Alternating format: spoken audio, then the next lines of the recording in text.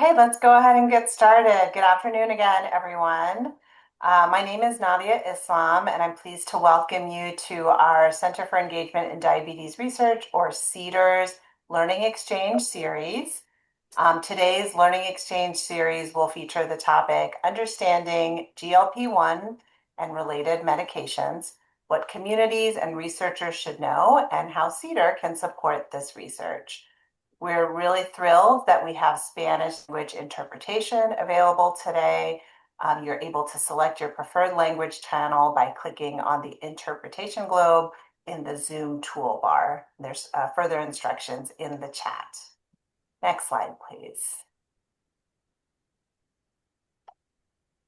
So my name is Nadia Islam. I am one of the principal investigators or leaders of National CEDER. And CEDER is a center funded by the National Institute of Health that focuses on promoting partnership development in type 2 diabetes-related research. I will be kicking us off for today's session, and the agenda for our session is described here. I'll start with a brief overview of CEDER for those of you in the audience who are unfamiliar with our center. We hope that you take advantage of us as a resource. And then we'll move into today's learning exchange, which is on understanding GLP-1s and related medications, what communities and researchers should know, and how CEDER can support this research. Today's learning exchange is being led by Dr. Melanie Jay, who is a colleague of mine at NYU Grossman School of Medicine. I'll be going over Dr. Jay's bio briefly, but she is an expert in obesity-related research and this topic in particular. And so I think everyone in the audience is going to learn a lot today. But you're further in for a real treat because a key feature of today's discussion is a panel with patient experts. So I described Dr. Jay as an expert, but I think equally important is the expertise that we bring through our lived experience. And today we have a panel of patients, including Mr. Bruce MacKenzie, Ms. Sylvia Fumero, Ms. Tracy Mathey, Ms. Ariel Davis-Robinson, and Chris Atwood, who are patients with experience in using GLP-1 drugs. And they're going to share and talk about that experience with you today, as well as talk about how they used their own expertise to contribute to research in this space. And then we'll close with some next steps. I did see a question asking about recording, and this webinar will be recorded, both the English and Spanish language versions. Next slide, please. So as I mentioned, today's Learning Exchange is being hosted by National CEDER, the Center for Engagement in Diabetes Research. CEDER was established in 2023 with funding from the National Institute of Health, NIDDK, the National Institute of Diabetes and Digestive and Kidney Diseases. And CEDER has a broad goal of providing resources and technical assistance to promote engagement in diabetes-related research and programs. Our broader vision is to really foster community-led and community-informed research by integrating engagement of multiple sectors into the research process. So we know that research is typically led by investigators in academic organizations, but various sectors bring unique expertise and perspectives to better inform research. This includes community-based organizations, healthcare partners, policy and municipal partners, patients, caregivers, and a variety of others. And our goal as CEDER is to develop and sustain partnerships between all of those different stakeholders to better inform type 2 diabetes-related research. CEDER represents a national network. We're a partnership with 18 different academic institutions and 10 regional and national community-based organizations. You can think of us as a national service center, and so we really encourage you to use our resources. You can scan the QR code here to learn more about CEDER and request services. But our goal is really to be able to foster partnerships to create better designed and more impactful research to improve type 2 diabetes-related outcomes. Next slide, please.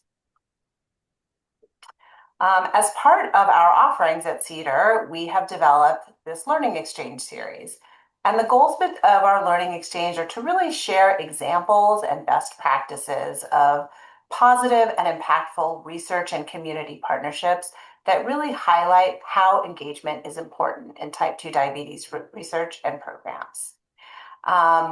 We've designed our learning exchanges to increase understanding across audience members, to increase expertise around issues like policy, communications, grant writing, community-based participatory research techniques, and other topics, including new and emerging topics like the one we're discussing today, the use of GLP-1 drugs and other medications.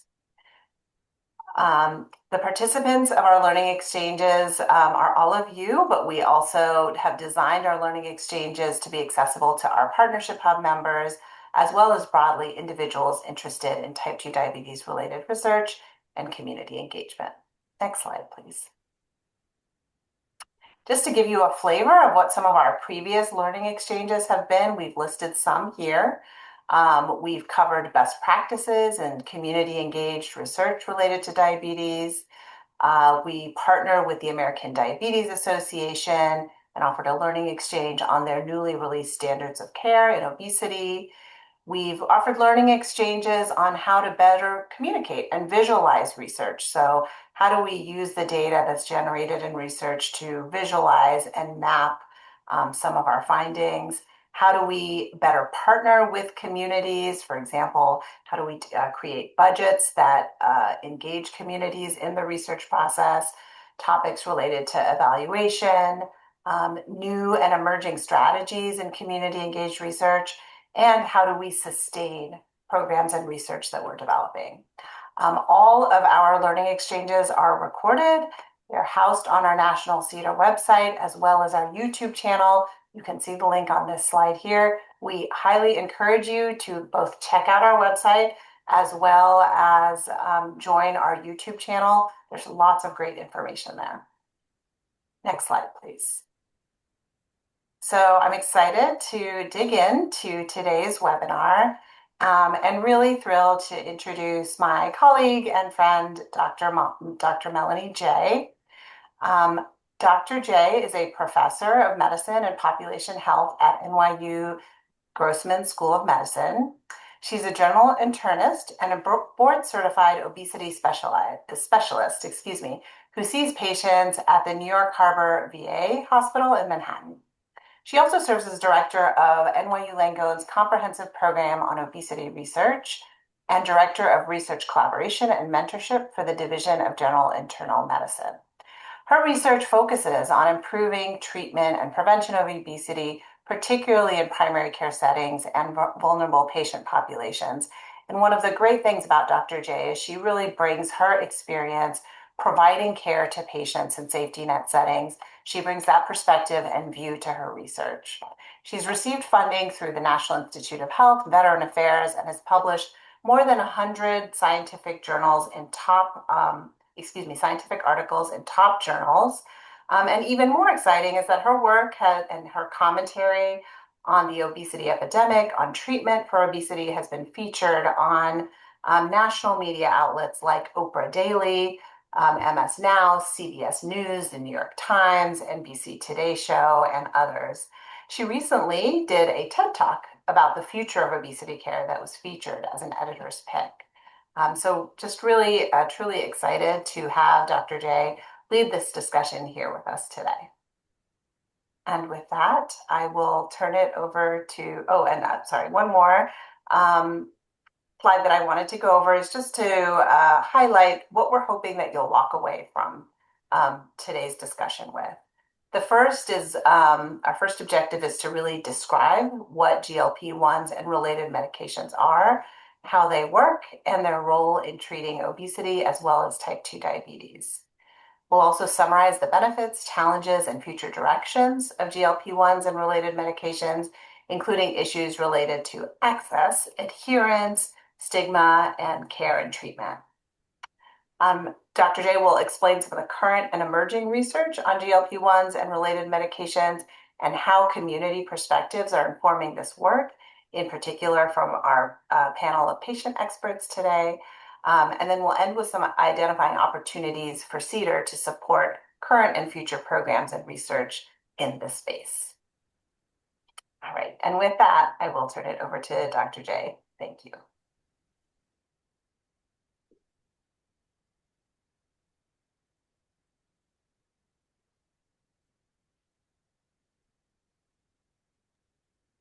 Does everyone see my screen? Yes, we do, Melanie. Awesome. So thank you so much for that lovely introduction, and thank you so much for having me. I'm going to be talking about understanding GLP-1s for weight management. When we say GLP-1s, the technical term is glucagon-like peptide receptor agonists. These are the medications you might hear about in the news, like Ozempic, Wegovy, Mounjaro, Zepbound. And we just call them GLP-1s. There's a lot of different terms for them, but when I say GLP-1, that's what I'm referring to. And even if you don't know what those are, you'll learn by the end of this. And then I'm excited afterwards to answer some questions. You can start putting questions in the chat. You can answer them towards the end of my discussion, and then we'll go on and talk to our patient advisors. And so here we go. So just some disclosures. I'm funded by the NIH and the VA. I've done a little bit of paid consulting for Novo Nordisk and AbbVie. Novo Nordisk makes semaglutide or the Ozempic Wegovy. I usually consult about things like how do we improve care and how do we address these disparities. And I have some advisory board positions at two companies that are trying to provide wraparound health care for people taking these medications. So this is a picture of me from over 20 years ago when I was a resident and started to become interested in obesity. And I became interested in obesity because I was not trained how to take care of people with obesity.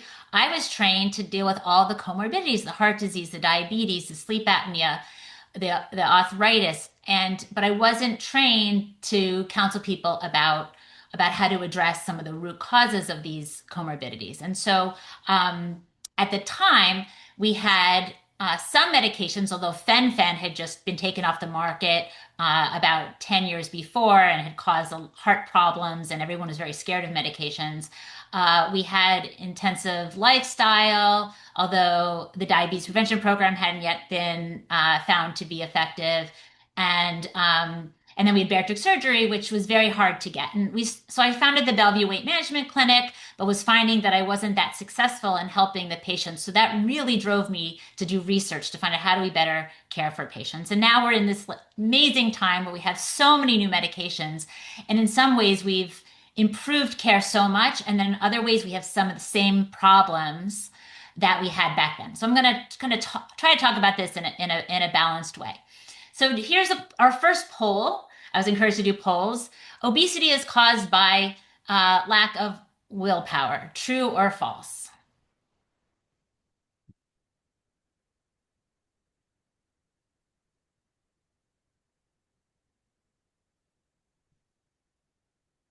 Okay, so what did people say? Okay, good. Most people recognize that that is false. So obesity, the development of obesity is not a choice. It's not from lack of willpower. Willpower is not in the causal pathways for obesity. Obesity is very largely genetic. It's as heritable as height. So it's 40 to 70% heritable. And of course, there's the environment. And our genes in any disease process, it's a lot of its genes interacting with environment. And so when we talk about environmental factors for obesity, we're talking about unhealthy food environments, stress, medications, pollution. We put people on medications as physicians that cause people to gain weight. Kids often develop obesity from a very young age because they're not exposed to healthy foods and physical activity, but it's not necessarily that they were choosing. And even when we make choices, that our choices are made from what's available to us. So when it's not easy to make healthy choices, then we tend not to. And so that's what often leads to obesity. Willpower can be really important when someone's trying to lose weight, trying to treat a chronic disease, because it's very hard to stick to the lifestyle changes to stick to the medications. But it wasn't lack of willpower for the most part that caused somebody to develop obesity. And I want to talk about obesity is a disease. It's a very stigmatized disease. A lot of people think it's a lack of willpower or it's a moral failing of some sort just because of societal pressures, but it is a disease, and it's a disease of excess adipose tissue. Adipose tissue is another word for fat tissue, and this is a microscopic view of what fat tissue looks like. We used to think it was not that active, but we now know that adipose tissue, excess adipose tissue leads to inflammation. It leads to insulin resistance, meaning that you have higher risk of developing diabetes, added load on the joints. And people with obesity have an elevated mortality risk often, an increased risk of what we call comorbidities or the medical complications. And this is just a picture on the right of the fact that all the potential ways that obesity can affect the body. Now, I want to acknowledge that people hate the term obesity. Our patients tell us time and time again that they hate this term, but we haven't found a better term. And the Obesity Action Coalition, I was speaking to them about this recently because they are a kind of a patient-led advocacy group to advocate for more funding and rights and decrease stigma for people living with in larger bodies. And they said that nobody likes terminology for disease. Nobody likes the term cancer either. And so there's a lot of debate. But for this talk, I'm using the word obesity. You might hear that there might be other future terms for this disease. The AHA endorses and the European Obesity Society endorses adipose-based chronic disease as another one, ABCD, but I haven't found people love that one either. Okay. So let's also talk about body mass index, which is another thing that's very controversial. Body mass index is a very common way of defining if someone has obesity on a population level, especially. And it's an easy test. It's weight in kilograms divided by height in meters square. There's also, you can get BMI calculators. It's a quick screening tool, but it should not guide treatment. And it's very useful for talking about population levels and prevalence. And you might have heard the different BMI categories. I pretty much ignore the normal weight and category because there's, normal should not be determined based on these numbers. We talk about obesity classes 1, 2, and 3, which a lot of times guide treatment. And so, for instance, bariatric surgery in the past wasn't given unless someone had a body mass index greater than 40. Now recommendations are 35 and above. These are some of the limitations and caveats. Body mass index is an imperfect proxy for how much adipose tissue someone has, but it's pretty good on a population level. It may miss people with excess body fat who do not have an elevated body mass index. It might make the risk seem higher than it should be for people who are very muscular. And it underestimates risk in some Asian populations. So in Asian populations, a lower body mass index cutoff is often used when guiding treatment. But again, I don't treat BMI. I treat the individual risk. So let's talk about some of the benefits of weight loss. So on the left, intensive behavioral treatment, which is often 12 to 20 sessions, often in a group, but sometimes individual, that focuses on diet, physical activity, sleep, stress. Those often lead to 5% weight loss. But over half of people, a little under half of people who engage in them might not lose 5% weight loss. But 5% weight loss is considered clinically significant. So if you're 200 pounds, even only losing 10 pounds can improve blood pressure, improve what we call hemoglobin A1C, which is a marker of how much sugar is in the blood, pre-diabetes progression to diabetes. Your lipid panel improves, the triglycerides fall, and the good cholesterol, HDL, improves, and it can help with liver fat and insulin resistance. Some of the older medications, when combined with intensive behavioral therapy, which up here is IBT, can lead to 10% weight loss. So that's when you start getting diabetes remission, when you start getting some of the improvements in sleep apnea and arthritis and liver, and also some people improve their fertility and reflux disease. And then greater than 15% weight loss can happen with these second generation medications, which include the GLP-1s and bariatric surgery. And that's when you really start to see major cardiovascular events decline, kidney and heart failure improve, and MASH, which is a liver disease related to obesity, improves even more, and all-cause mortality. And so these are just some of the benefits of weight loss. But why do we even need medications? Why is it so hard to lose weight, and why can't we just tell everybody to eat less and move more? Well, the thing is that once someone develops obesity, there are pathways in the brain that change, and your body is like a thermostat, and it wants to keep the weight on. We think about it as a weight set point because we evolved during times of famine so that when we tried to lose weight, or if we started losing too much weight, our body, uh, it kicks in to keep us at the set point. So this is just a demonstration.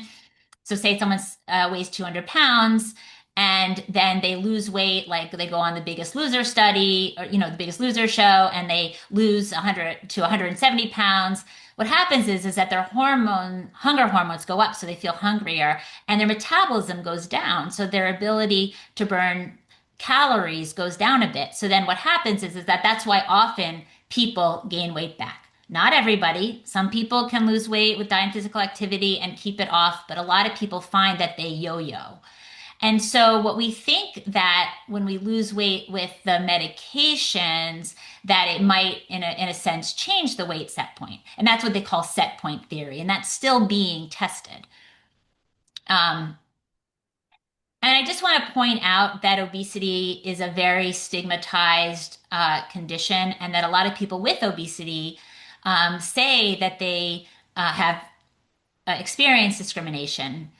And this is shown by this, even in healthcare settings, they feel that way. So the patient's coming in, obviously not with an obesity-related condition, and the doctor says, well, maybe you'll feel better if you lose some weight.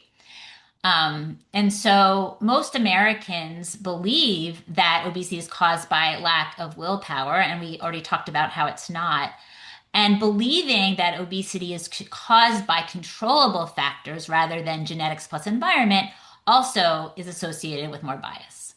And this is what happens these days, and for the past several years, when you Google obesity, you get a lot of people who are headless, dehumanizing, stigmatizing photos. No one stuffs their face when they're in a doctor appointment.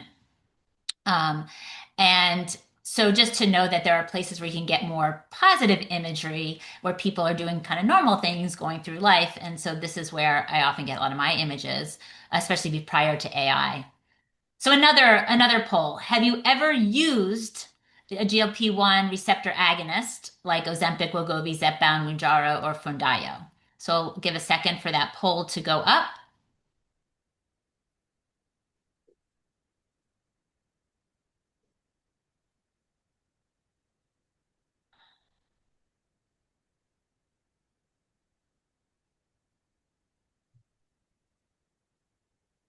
Okay. What do we have so far?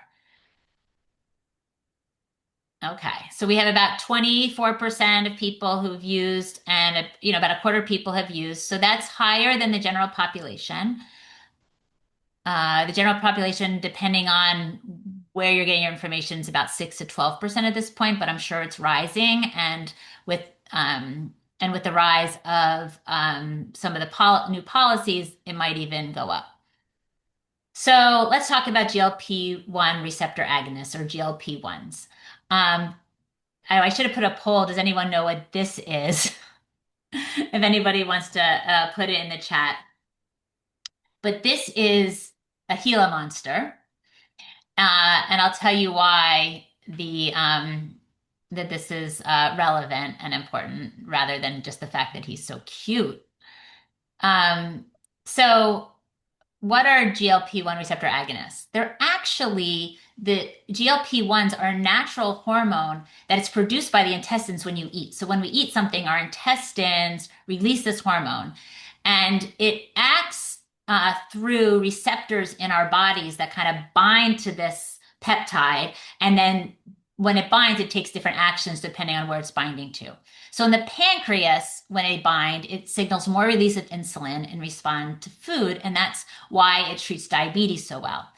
In the brain, we have GLP-1 receptors that signal fullness and may work on the hedonic, which is the pleasure or reward or dopamine pathways.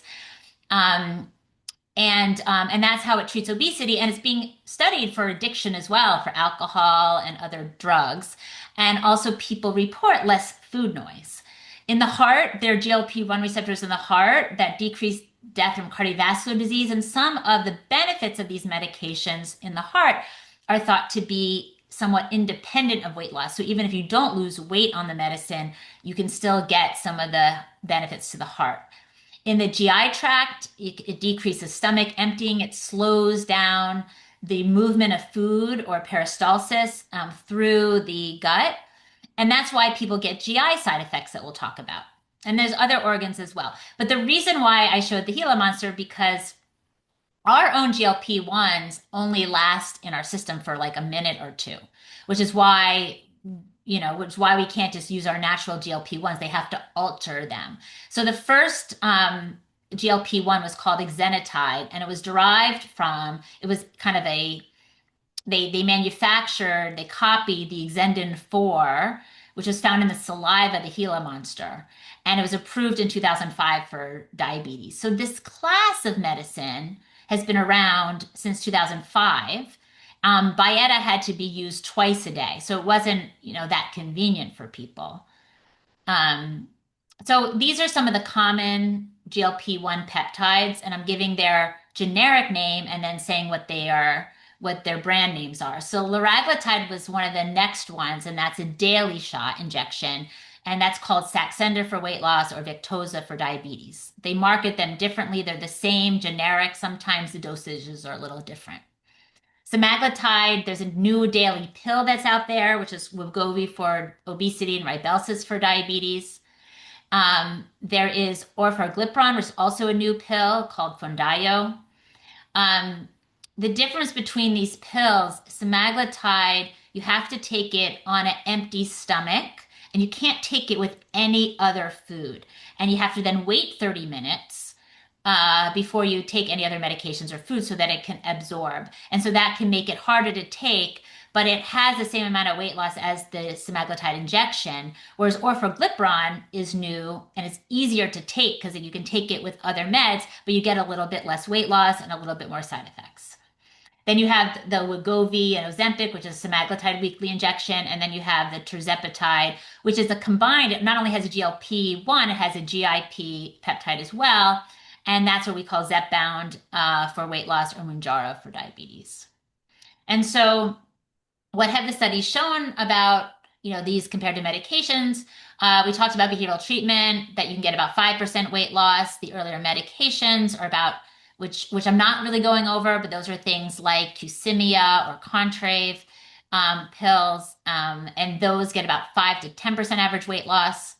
Semaglutide is the Wegovy. Then you start getting about 15% average weight loss. And of course, all these numbers are in clinical trials, and we get to the real world, they're not always as effective.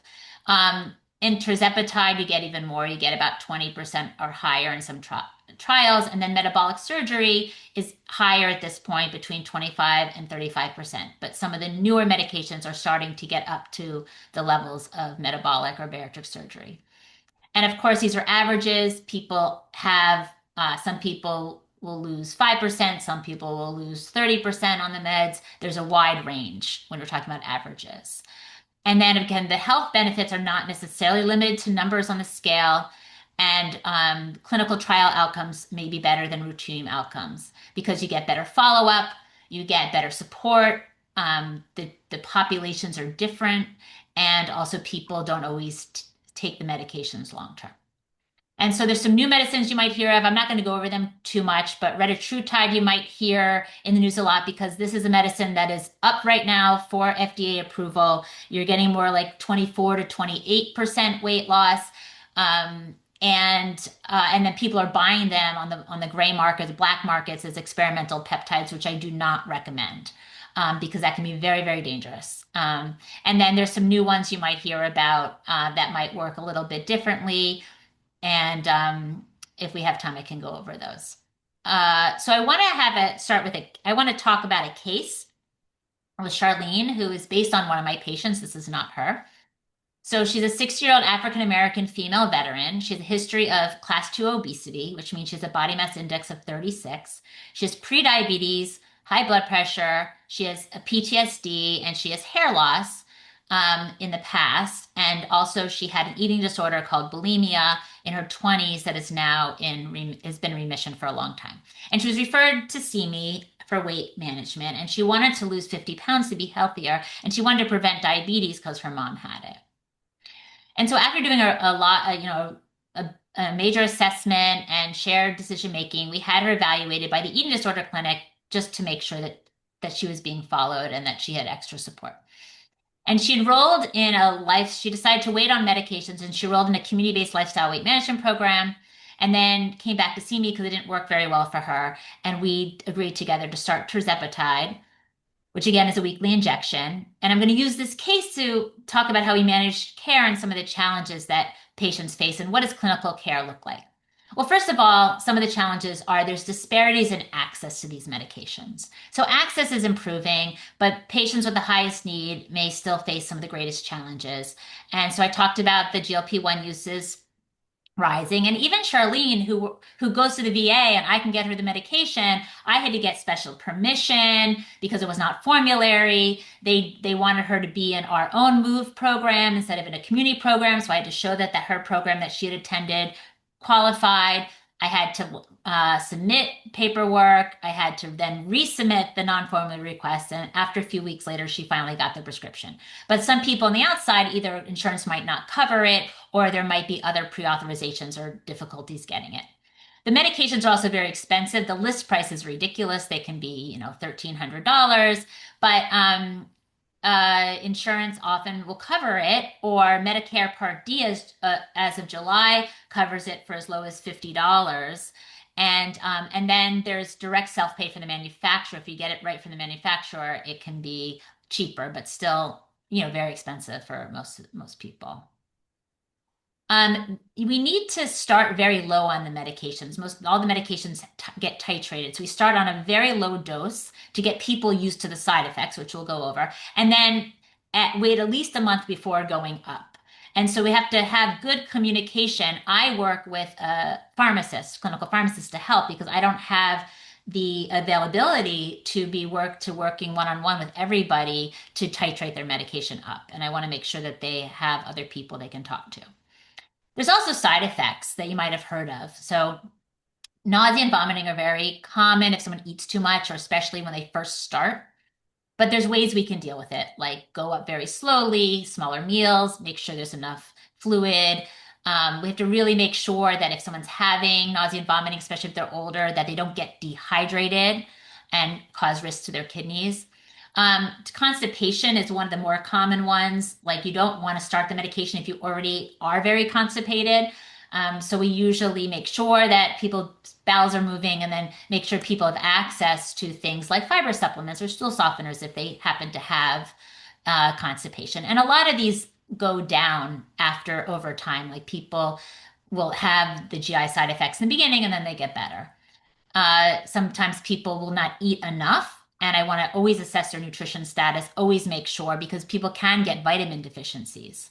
Some of the more less common ones are pancreatitis, which can happen from gallstones, but can also happen directly from inflammation of the pancreas. Anion is a very uncommon form of one-sided or monocular blindness.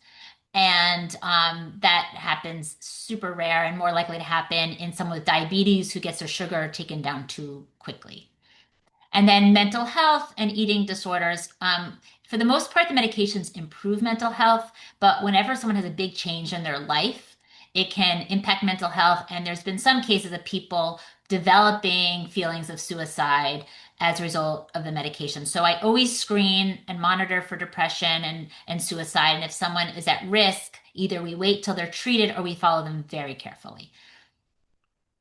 And then we still have to manage lifestyle. The medications aren't instead of lifestyle. Medications are meant to work with a healthy lifestyle because we all, no matter who we are, benefit from a healthy lifestyle. And these are just some of the ways that we support. We want to make sure people are getting enough protein and fruits and vegetables and whole grains, healthy fats and micronutrients like vitamin D and B12, that they're getting enough water and sleep, and also resistance training.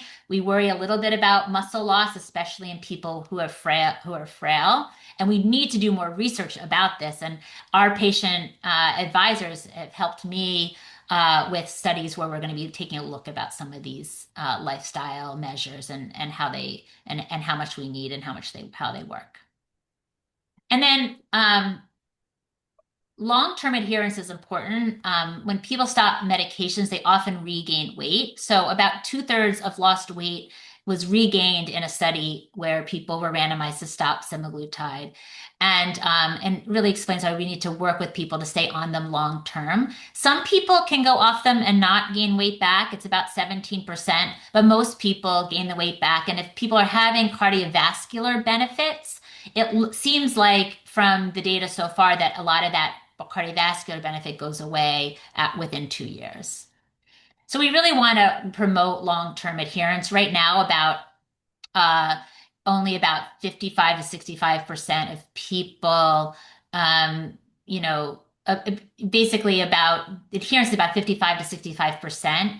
And only about half the people like get high adherence. And it's worse in people who don't have diabetes. And the reason why, some of the drivers of the lack of adherence are GI side effects, cost, some of the things around titration, some of the access and continuity, and also that people don't think of obesity as a chronic disease. So quickly, with this patient, we saw her every 2 to 3 months.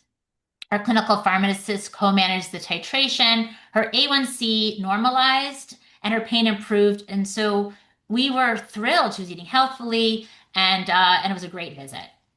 And then what happened was is she missed an appointment and did not come back for 6 months, and she lost an additional 29 pounds, which is faster than I'd wanted, or more than she wanted. And now her body mass index was 27, which technically is still in the overweight range, but her friends started calling her too thin, teasing her about the waddle in her neck.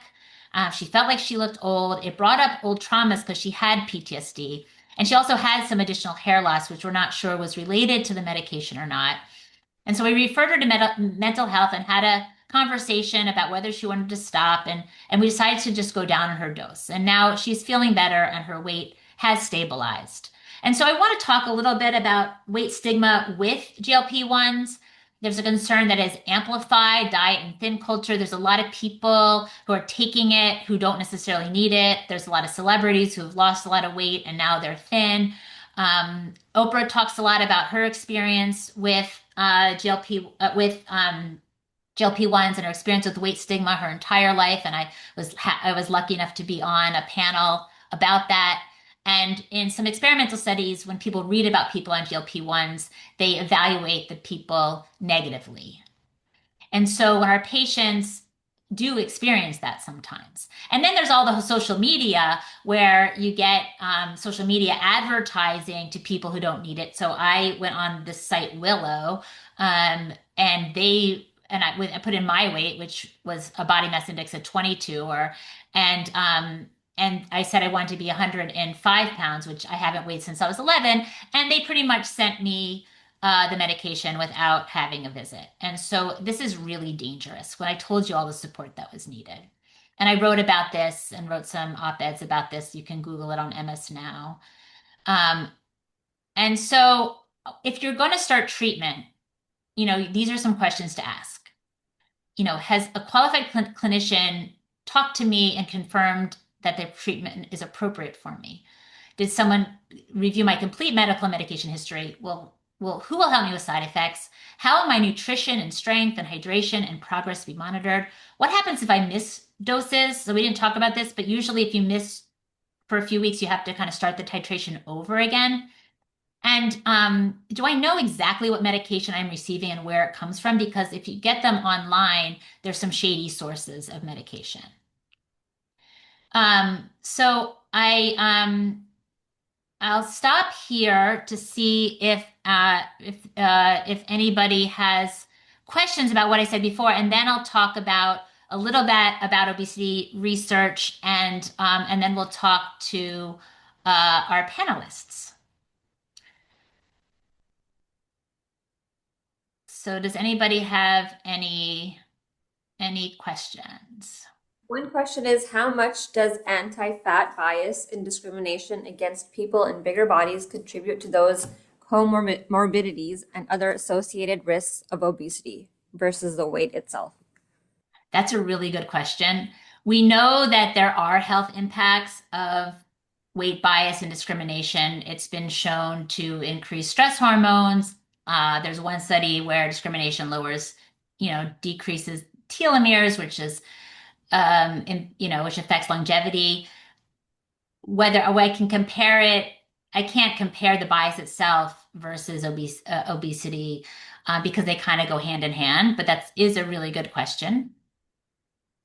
Are you using the term enlarged bodies widely? I talk about people living in larger bodies a lot, especially when I'm talking about stigma.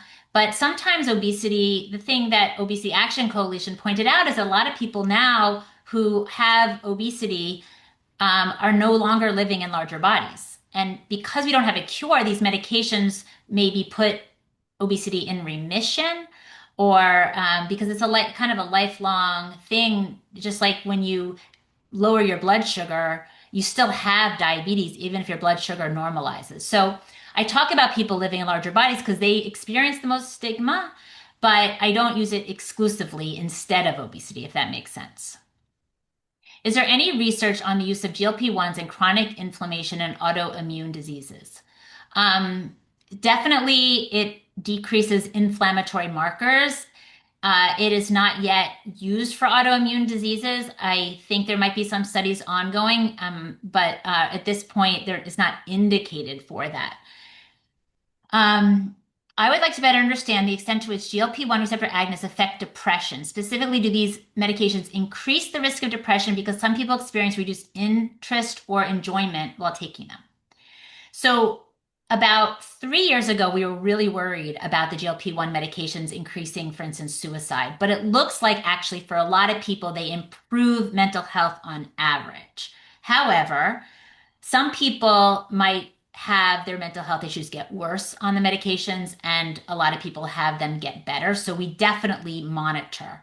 Some people talk about anhedonia, which is like the decreased pleasure, and it does work on pleasure pathways. So I believe people if they say that I'm taking this medication, I feel blah. But it's not something that on average we see, if that makes sense. Just curious about the extent of research with youth 18 and younger. Yes, it has their new guidelines. It has been studied. It's a lot of these medicines are approved for kids 12 and over. There's less data about younger children. Also, is fat taboo? Colin, I think that a lot of people have their preferred terms for living in a larger body, and some people embrace the term fat. It's not a term that I would ever use. But again, the terminology is evolving, and we might feel differently in a few years. En pacientes con hipotiroidismo controlado, ¿existe alguna evidencia de que los agonistas GLP-1 afectan la función tiroide? I don't know. I can't say this in Spanish, but it's basically in patients with hyperthyroidism that's controlled, is there any evidence that the GLP-1 agonists affect the thyroid function or the absorption of levothyroxine? Definitely the oral medications. You can't take the oral Wegovy with the thyroid medicine because it won't get absorbed. So we we spread that out. And it should not affect people who are taking the injections. Um, so it should not affect. Have you heard of a link between taking these medications and decreased alcohol use? Yes, it looks like there was a recent randomized trial that showed that people on the medications drank less alcohol. So, and it's being studied more broadly. There are some existing, there's some things in the VA some studies in the VA that are also looking at this. Okay. Well, can you talk a little about the internet as a source of GLP-1s? I had a conversation at the American Diabetes Association conference with a pharmacy rec about this, and it was shocking. Yeah, I mean, there's a whole market for GLP-1s, even some of the new ones that I don't have access to that people are selling as experimental. They get around it by saying they're for experimental use only, and then people go on TikTok and try to learn how to use them, and people are injecting all sorts of things, and we don't know the source. There's also kind of the compounding market, and some of those are better regulated, but we haven't done a lot of studies that show that you get the same thing as when you get an FDA approved branded medication. And there is less regulation and oversight. So it is a problem. And I told you, I went on there and I had no indications at all for getting the medication, and someone sent it to me, which is ridiculous. So it is a big problem, and I find it really disturbing about how easy it is to get these medicines.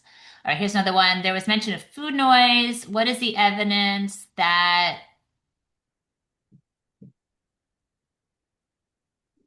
Okay, so this might be beyond my Spanish. There's already exists evidence that there's I think it's the se introduce and cambios sostenibles. So I think it's about food noise, and does there exist a decrease in the food noise from taking the medication? Tell me if I'm wrong about that translation, but yes, the medicines. So food noise is a lot of people with obesity, or a lot of people in general, like, are always thinking about food, always thinking about their next meal. And are a little bit preoccupied in their thoughts. And people find that when they take the medicine, sometimes that quiets that food noise, which makes it very much easier to go about your day and not be thinking about where you're not going to get your food from. Okay, we're gonna move. I'm gonna move. I was getting the sense that we're gonna move back to make sure we have enough time for the patient panel. I just want to spend a minute talking about the future of obesity care research. We have a lot of questions that we need to answer, especially even the one about supplements, like which supplements are needed, how to improve access for vulnerable patients, which treatments are best for which patients, how to sustain adherence and outcomes, what optimal nutrition looks like, how to prevent frailty. These are all things I'm really interested in. Sorry, Dr. J, before Yeah, you move on, we yeah. don't see the correct format for the slide. Oh no. It Okay. says click to add notes. Sorry. Thank you. Okay. I shared the wrong screen. All right, is that better? Yes, great. Thank you. Okay. Okay, so this is how CEDER strengthened my work. We had a studio, we brought a question, we presented a grant idea to study different ways to support patients on GLP-1 meds, and because we wanted input from real patients. And so CEDER helped us identify the community members, and even the ones we identified, they brought together. And the CEDER, our patient advisors, highlighted concerns about safety and follow-up, the need for clear, non-stigmatizing language, outcomes that they wanted to see beyond weight loss, and practical issues such as cost, medication, interruptions, body changes, eating, and trust. And therefore, we changed the research based on feedback, and we revised our study design and materials. And most important, we were doing DEXA scans, which show kind of body composition in only a subset of participants. And they really liked that and thought that we should offer that to all the patients in our study. So we haven't gotten the study yet. We haven't gotten the grant yet. It's been like a year, but we should find out in the next couple weeks. Also, they tell us what clinical trials don't tell us. So we're going to be hiring, if we get the grant, the patient advisors because they will help us make the evidence more useful and more likely to translate into to real world care. So research may define success as percent weight loss. Patients might define success as less pain, more energy, freedom from hunger, being able to play with the grandchildren. So how patients, so anyway, you saw the, these are just the take-home messages. So take-home messages are GLP-1 medications are powerful tools. The prescription is only the beginning. We really need individualized care, monitoring, support, and long-term follow-up, and that communities and patients will improve the science around these. And just to say, I'll put the link in the chat. We have a new Cooking for Wellness show at NYU that's focused around GLP-1s. I'm in the third one, and that if you want to Google my TED Talk, that would be great. And now I want to introduce, I have our patient advisors introduce themselves. And I'm really excited that they're here. And so what I'm going to do is I'm going to have each one, I guess each one will come on screen. So we have Mr. Bruce MacKenzie on screen, and each person is going to introduce yourself. Tell us about your experience with a GLP-1 medication, including why you started, if you're still taking it, and why. And then answer this question: what do you think others should know about GLP-1s that you wish you had known beforehand? Okay, I'll see if I can do that for you. Hi, my name is Bruce MacKenzie. I live in Alabama, and I'm a retired naval officer. I was in for 34 years, and then I worked for the federal government as a U.S. administrative law judge. I started on GLP-1 in February of 2004. This is after probably being on the tightrope of many issues with cardiac issues and high blood pressure, and most importantly with being a pre-diabetic for years. And so in end of 2003, it sort of went over the edge.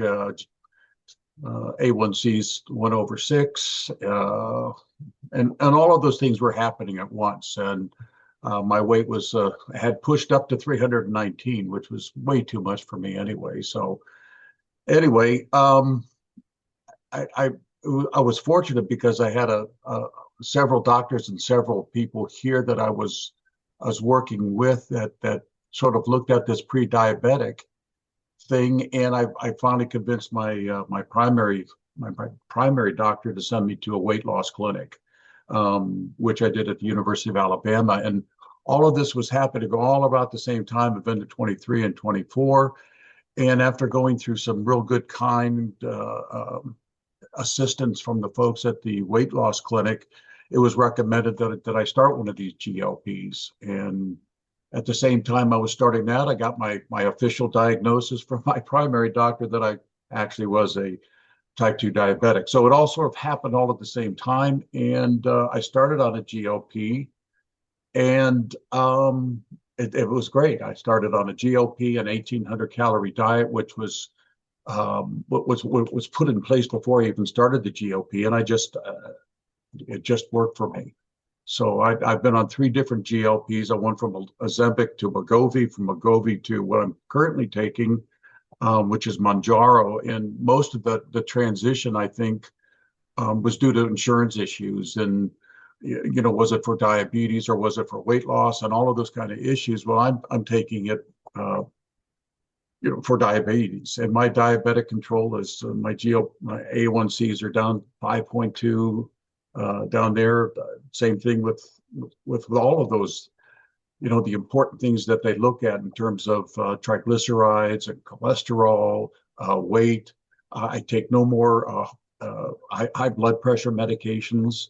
And this is just, this was happening 8 months ago. I had reached all of these low levels very quickly, probably in 6 months, and I've maintained it over this time. My weight has still been going down. I'm down at 240 now. So you can measure that, and I'm pretty happy about life. Sometimes it bothers my wife that I'm not hungry. I don't eat lunch, or if I have an apple or something, she just, well, anyway, she, I do that, and she's accepting it, and I feel just wonderful. I just feel wonderful, and my health is better. And by goodness, I'm going to be dancing at all of my grandchildren's weddings whenever those happen. So, um, GLP, I mean, it's just simple. And I am a needle coward, so it's an easy thing to take. It's probably harder for me to get rid of the needles. I have my own little sharps container, and I shop around to get rid of all my needles properly. So it's I'm sorry, what was the second question? I'm blathering Well, on I here. think you gave a tip that you wish people had known about the needles. That was great. But is there anything else you wish people had known? People had known.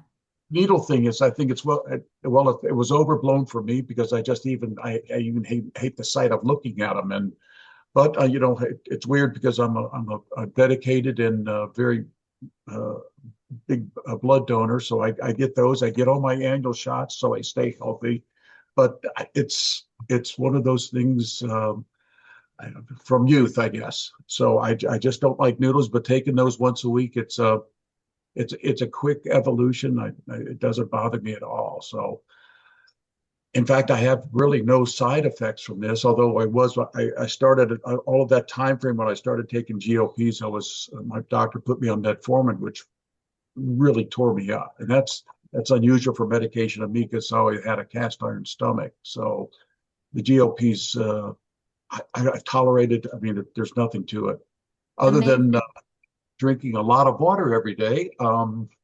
So I probably drink over 100 ounces of water, not milk, not soda, not alcohol. You mentioned alcohol before. I'm a sailor, so that was a big part of my life way back when. But it's nothing. I just don't drink much anymore, hardly ever. So I mean, it's a great lifestyle. It's great for me. It's done wonders for me. I'm more active than I was 5 years ago. So it's real advantage for me in my lifestyle and what I'm doing in life. So Great. All right. So we'll have more time to talk to you. Let's get thank you so much for sharing. And let's get the next panelist up. I'm Sylvia Fumero. I've been in education, serving as an educator in the classroom and as a consultant and resource provider in educational publishing for over 25 years. I began taking a GLP-1 medication, Manjaro, about 3 years ago after telling my primary care doctor how frustrated, down, and discouraged I felt. I had high blood pressure, I have knee problems, and I felt that no matter how carefully I ate or how much I tried to exercise, I could not lose weight. And I was worried about growing old and growing health problems with diabetes and heart disease in my family. With the medication and over 10 months, I lost 60 pounds and maintained that weight for about a year and a half off the medication. After additional knee problems kicked in, I became less active and started to regain some weight. So I now use the medication Zepbound for maintenance, and at the lowest dose, taking 2.5 milligrams every 10 days. I also do weight and resistance training 2 to 3 times a week, and I try to focus on having protein as the first part of my every meal. When I first started, I did not fully understand how my body would respond. I just knew I was going to lose weight. I did not experience severe side effects, but I did have a few strong ones, and I noticed changes in my digestion. The best side effect was removing blood pressure medication and feeling better and more energetic. But through conversations with my doctors, others, online research, and personal experience, I learned how important it is to listen to your body and understand how the medication is intended to work, and that knowledge can help you respond more thoughtfully with your actions and reduce the unnecessary discomfort. So I'm very glad I did it. Fantastic. There was one question that you might be able to answer that someone had in the chat, is that when you stopped taking the medicine, did the food noise return? Well, in waves, it did. And I definitely felt that I felt more hungry. So I had to kind of fall back on the habits that I was really trying to conscientiously make, like what, first of all, protein, and then what foods can I eat that are not as calorie intense that will satisfy that chewing need. I went to drinking more decaf coffee to fill, in between meals or where I didn't want to intake calories. But yeah, the food noise did come back somewhat. Amazing. All right, we'll hear from our next panelist so we can get through all the intros, but thank you so much for sharing. Hi, my name is Tracy Mathey. I have struggled with weight for most of my life, but what has affected me even more is the food noise. So I've heard a lot about food noise today, but that's what really has affected me. It is a constant, exhausting mental focus on food, cravings, planning meals, and trying not to eat. Over my life, I've lost 100 pounds 4 different times, but I always regained it. My weight has ranged from a size 0 to size 3X, and I've lived a cycle of loss, regain, and starting over. I've tried diets, exercise, medications, and surgery, but nothing ever addressed the real food noise for me. In September of 2020, I found myself back at 225 pounds. In April of 2021, my doctor had started me on Ozempic. I'd never even heard of it before, for obesity and prediabetes. I was 235 pounds when I started. Over the next year, I lost 100 pounds and reached 125 pounds, and I was there for quite some time. The weight loss was significant, but the most important change was not the scale. For me, for the first time, the food noise had become quiet.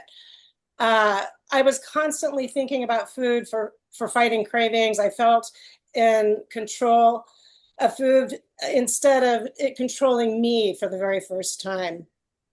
So what happened after stopping? In September 2023, insurance stopped covering Ozempic and I had to discontinue it. The mental quiet returned to constant food thoughts and cravings. My doctor tried other medications, including Contrave, Wellbutrin, metformin, and other things as well, but none of them had the same effect for me. I regained most of the weight and returned to about 225 pounds. I became depressed, embarrassed. I was socially withdrawn. I didn't feel like going anywhere, doing anything. Today, in August of 2026, here I am right here. I weigh 159 pounds. I've worked so hard to lose weight again, but the food noise never goes away. It's still here. When I lose control even slightly, with my weight, I gain it very, very quickly. I start panicking. I'm so afraid it's going to go back to that same situation. It's just this constant struggle for me. And what I wish everybody knew is that GLP-1 medications affect more than weight or blood sugar. For me, Ozempic changed my relationship with food by quieting constant mental preoccupation with noise. Before treatment, I believe my struggle was a lack of willpower, but now I understand obesity is really more complex than that. And I wish that there was a more long-term treatment for someone like myself. I can't afford to be on the GLP-1s, so I'm not taking any as a consequence of losing my insurance, the insurance not covering it. And I wish that there had been a plan to continue or at least transition rather than just being cut off cold turkey like I was. That's pretty much it. It really is about food noise for me mostly. And it was just a miracle to me how much it took it away when I was on Ozempic. I actually felt like myself. I felt like who I'm supposed to be and that I could really live my life and focus on what I needed to focus on instead of just thinking about food all the time. Yeah. Thank you so much for sharing. And I'm so sorry that you experienced that. And it really just illustrates how devastating it can be when you get effective treatment for a chronic disease and it gets taken away. And your experience is very, very common. And it really also shows that obesity is not a lack of willpower. I mean, look how much willpower you've had to have just to like Right. lose that much weight, despite having all that food noise, and really shows that obesity is a disease. And no matter what weight you are at, like if you're not living in a larger body at the moment, like you're still struggling, um, with the disease. So thank Oh you so yeah, much I for do every sharing. Yeah. day. Yeah. So, It is a struggle like any other chronic disease. All right, we'll come back to you. We have two more people to introduce. I think I have Ariel being next.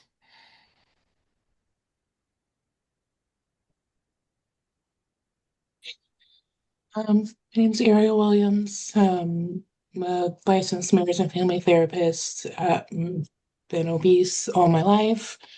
Never diagnosed with prediabetes until 2022. Was started on metformin. My A1C went from like a 5.7 up to a 14. Was still on a lot of medications. Started on Manjaro in February of 2024. At my heaviest, which was around 380. As of today, 2 years later, my A1C is now 5.2. I've lost over 100 pounds, still going to get down to an even healthier weight. Um, Started on Manjaro at the lowest dose, went all the way up to 12.5, bounced back and forth between 12.5 and 10 just because it did have like the side effects of, not eating as much and being dizzy, lightheaded because I wasn't eating. And then around March of this year, decided to start tapering off the Manjaro because it had been very effective and I didn't need it as much. So I am off of the Manjaro as of today. My last dose was about 2-ish weeks ago. Still maintaining the weight loss, still losing weight. Um, no horrific side effects. I still don't have a super huge appetite. I eat around 12 to maybe 1,500 calories a day, sparsed out throughout the day. And definitely glad that I looked up the, I guess, research that we do have on people that stopped that type of medication abruptly and had that rebound weight gain. Did not want to experience that myself, so I advocated to be weaned off of the medication and maintain the dietary progress that I've made. I exercise here and there, so most of my weight loss, I think I can attribute to the medication and to just eating healthier. It's been life-changing, definitely. Great. And what, As tell far me, Mhm. oh yeah, no, so keep going. No, I was gonna say, as far as tips for people that I wish I would have known was definitely work to wean off of it. And it's not enough to just be on the medication. Like you have to make sustainable changes because I was on it in 2024. I still wasn't eating well, lost weight gradually, but it wasn't until I got serious at the beginning of this year and made those dietary changes that the weight actually started coming off and staying off. So um, that would be my tip for people. Amazing. What was the factor that made you want to wean off of it? Um, well, two, my husband and I are going to start trying for a family, and you can't be on that for 2 months before you start doing that. And the other was that I got my tonsils removed about 2 weeks ago, actually 2 weeks ago today. And I needed to stop the medication before that too. So it was just a culmination of other life changes. And then I got my most recent A1C test done in June and saw that I was at 5.2. It's like I don't really feel like I need to be on 12.5 milligrams of this anymore since I was taking it for the type 2 diabetes. So lots of different life-changing issues. Amazing. And you bring up a good point. You can't be on these medicines if you're trying, if you get pregnant, because we don't Right. know the long-term impact on the baby. Mhm. The medicine might still be in your body a little bit if it's only been 2.5 weeks. And so don't be surprised if some of the weight gain or food noise comes back. And then this is a lifelong a lifelong struggle. But thank you so much for sharing. And we have one more person to introduce before we go on our other questions. But so thank you so much.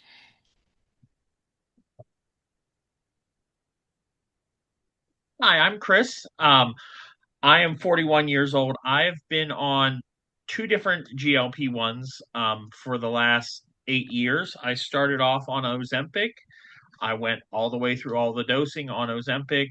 Um, we didn't see any change in my blood sugars or weight, or my blood pressure medication or any of those things. We started on Mounjaro about a year and a half ago, and we've been working our way up to the 12.5 dose, which I'm currently on. We have seen blood sugar reduction and overall A1C reduction, but we haven't seen any, I haven't experienced any of the silencing of the food noise or the obesity decreasing side effects of it. Before I did go on the medication, I was 470 pounds. I got down to 305 on my own before starting the GLP-1s. So I did lose 165 pounds by diet changing, becoming vegetarian and doing things like that. But I haven't received the weight loss benefits from the GLP-1s, but I have received the diabetic management ones. What I wish I would have known, because I've had severe intestinal problems my entire life, is how much more severe the GLP-1s would make it. I did retire early because of that factor. I was a consultant for hospitals for Joint Commission, and I could no longer, be places for 8 hours a day because of the extreme intestinal side effects that I've experienced from those medications. Great. Thank you so much. And yeah, this goes to show that people have different experiences. Some people continue to lose weight on the meds. This medications might be helping you maintain it, but maybe not. And that people have different experiences with side effects, which sounds like yours are a lot worse, for instance, than Bruce's. So thank you so much for sharing. For when I have questions for the group, just for the administrators, do we put all of them on the panel, or do people raise their hand to answer them?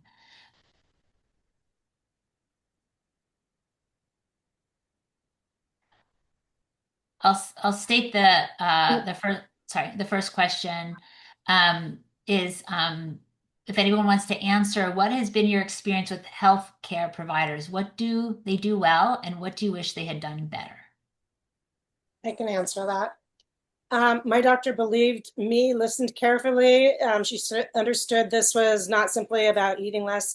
She continued to support me in every single way and look for new things. She tried multiple alternatives, medicine, different medicines, different programs, the nutritionists, like literally everything. She tried everything.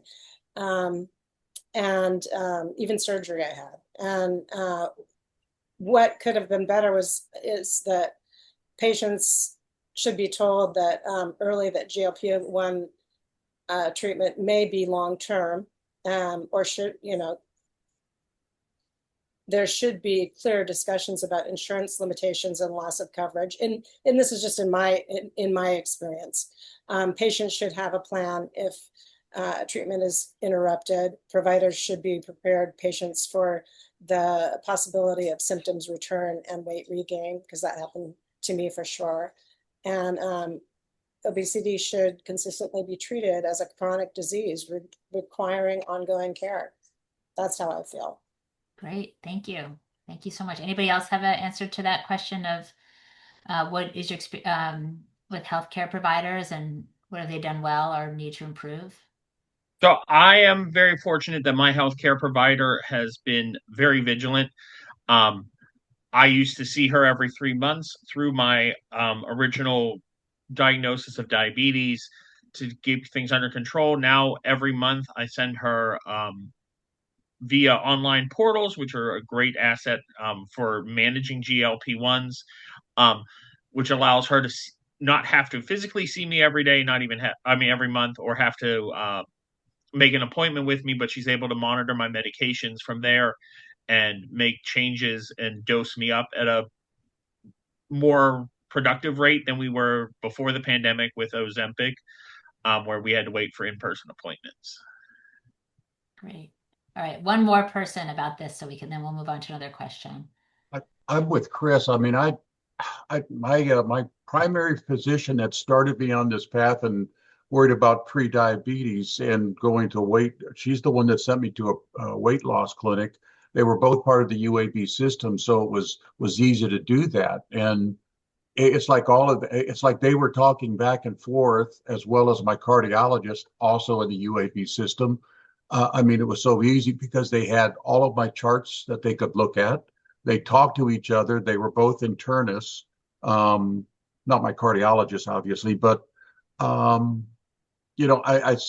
when it started out, it was almost like they sort of like joined hands and found out that, well, I can't take this metformin, and so here comes the GLP, and it was all I mean, going to the weight loss clinic was not for it was for strictly weight loss until this diabetic, they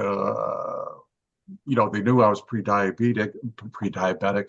And then they sort of like started to say, okay, we got to take one step further, especially when the metformin didn't work. And it was smooth. I have constant contact with both of them by email if I have any questions or problems.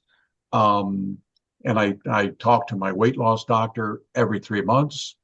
And my primary sees me whenever I just chirp a little bit. She seems to know that I'm chirping. So I have a outstanding system here. I think it's UAB.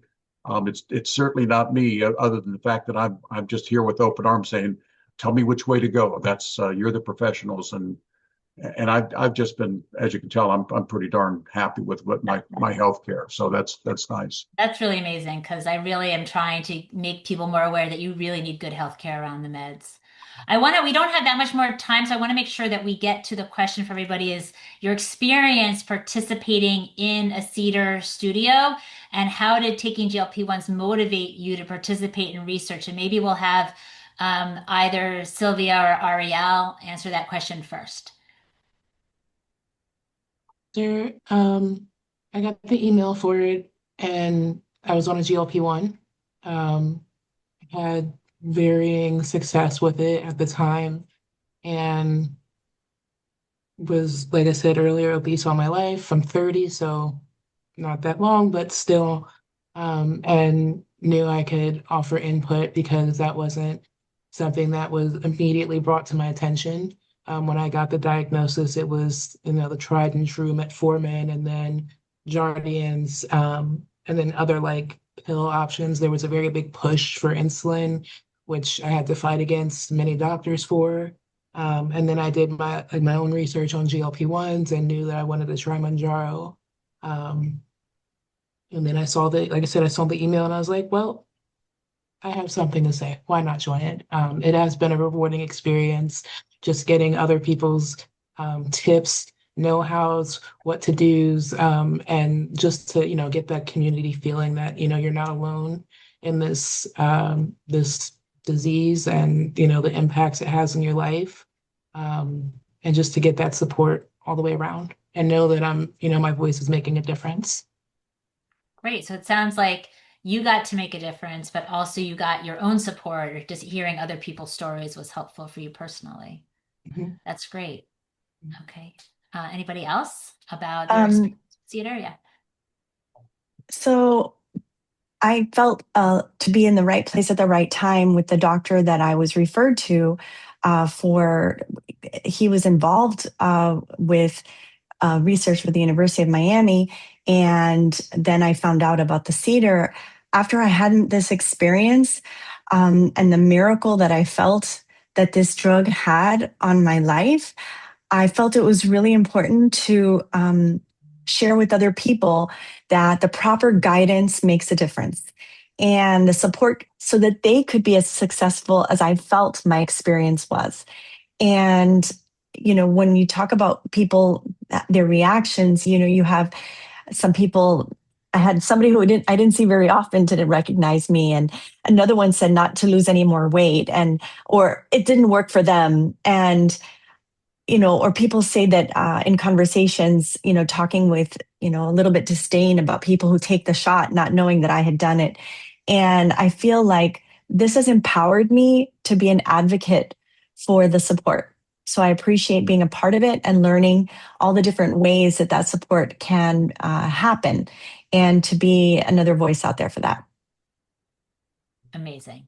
Amazing. And thank you for sharing your voice with all that. Bruce or Chris or anybody, Tracy, anybody else want to talk about your I wanted to share both the benefits of GLP-1 treatment and the impact of losing the access for myself. The most meaningful change was not the weight loss itself for me, but the reduction in food noise and just being able to focus on my life rather than thinking about food all the time. That was huge for me. And it really changed my life so much. So I just hope my experience helps improve long-term treatment planning and insurance coverage. And patients' experiences should directly inform future research and care models so that we can all have access to things that, can change our lives like this. Amazing. Thank you. I totally echo what they said. And I think CEDER is an excellent central source of information. They give support and guidance. It's a place where rumors end, and I think support begins, and expert guidance is offered. I started this. I mean, my weight loss doctor sent me something to say, hey, these people may want to help you or give you some more information. I said, hey, I'm all over information, so go ahead and give it to me. And that's how I started my relationship with y'all, with another interchange of information happened. In fact, I don't know if you can see it, but I've been taking notes on what you've been saying, and some of the slides I'm going, oh, this is new information. This is great. So I just, and that's what CEDER is worthwhile. And I think it's a worthwhile investment in time and effort I mean, this is not a small issue in this country or anywhere for that fact. So it's an incredible positive experience. And I echo everything that y'all are doing. Yeah. Do we have time for Chris to weigh in, or do you want to, Emma, do we have time for Chris to yeah, sure. Yeah. I just want to say I've participated with multiple events with CEDER through multiple research perspectives. Being someone who's come from a healthcare related field, not healthcare itself, I see how my colleagues who are researchers and that get bogged down into the details and sometimes forget the human interaction part of it. And I think CEDER really helps to bring that forward to researchers, to how to change those protocols to make them more meaningful to the patients that they are interacting with. Amazing.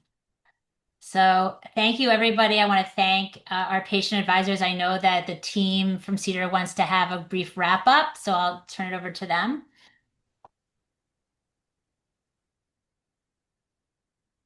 Thank you, Dr. Jay. Thank you so much to all of our amazing panelists. Thank you to our interpreters. This was really just so informative and so just wonderful and interesting and just so much shared. And thank you for being honest and sharing all this important information with everyone. So with that, I am just going to quickly close us out. So first off, please complete this quick survey using this QR code to help us evaluate today's event. As Dr. Islam mentioned in the beginning, we have regular learning exchange webinars and are always trying to improve them. So we would love to hear your feedback. The second thing, thank you to everyone who just, your kind words about CEDER. We really appreciate it. We just work with a phenomenal group of people and would love all of you to reach out to us to help support you in your projects and your research and your work. It's all free, as someone noted earlier, and it's really pretty easy to do. All you have to do is complete a quick online form, share information about you, about your project, about how we can help you. And then we meet with you and learn a bit more and help to identify different experts from our partnership hub and a broader network of phenomenal people working in this space across the country. And then we set up, again, what we call consultations or studios, which really are just a meeting where we connect you to folks across the country who can help you in your work and your interest areas. So it's pretty easy. Please reach out to us. Even if you just have a question or want to discuss something, we'd love to connect with you. And finally, there are many ways to connect with CEDER in the future. First and foremost, please connect with us on LinkedIn. I would also strongly encourage you to connect with Dr. Jay on LinkedIn. She is extremely active, always puts amazing stuff, really interesting and engaging. If you want to learn more about GLP-1s and other topic areas, definitely check out Dr. Jay's LinkedIn. And then we have, again, learning exchange webinars throughout the year. They've tend to be almost every month, but we usually have them bi-monthly. The next one we are planning is in September, specifically focused on community health workers, which a lot of research in the space and programs focus on. So we're looking forward to that. We also have a quarterly newsletter, which you can sign up for. We just sent one out last week, and we can forward that to you, but we can also would love you to stay connected that way. It includes updates about CEDER, current research and programs, and wonderful success stories and things like that. And finally, please make sure to check out our YouTube channel. Again, we will post a recording of this webinar on YouTube, but also all of our past webinars are there too. So again, it's been a phenomenal year. So many wonderful partners, community members, and others that participated. So it's really a great resource. And with that, thank you. Appreciate your time. Check out our website. Please reach out. Thank you again to our speakers and our panelists, and have a wonderful rest of your day. Thank you.